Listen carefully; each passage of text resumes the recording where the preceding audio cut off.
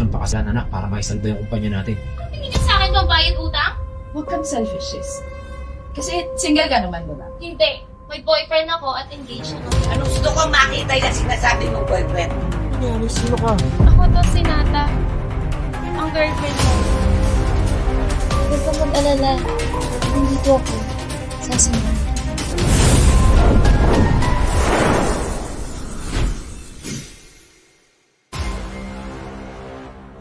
Bubos ka! Nasa na yung katawan? Hindi mo binantayan? Uy! Nasaan? Aba, malay ko! Sumunod ako sa'yo. Wala ka sinabing bantayan ko. Naku po, sumunod ka pala, hindi mo binantayan, kinuha ko lang yung baril. Wala ka namang sinabing bantayan ko. Ay, naku po.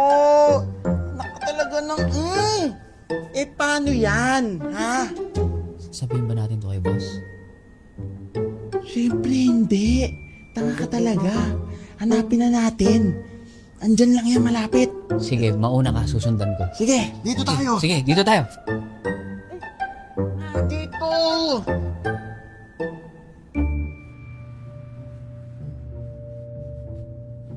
Siya na ang sagot para di matuloy ang fixed marriage na to. Ang sama ko naman pero sana wag muna agad bumalik ang alaala niya. Well, cute din naman siya.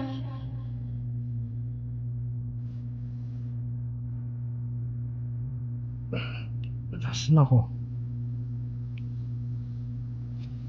Andito tayo sa bahay ko. Nawalan ka ng malay, Arvin. Arvin? Arvin ang pangalan ko? Sino ka? Ako po, si Nata. Ang girlfriend mo. Nawalan ka ng malay sa daan habang naglalakad tayo. Wala akong maalala. Hindi ko rin matandaan na may girlfriend ako. Huwag kang mag-alala. Nandito ako. Sasamahan kita.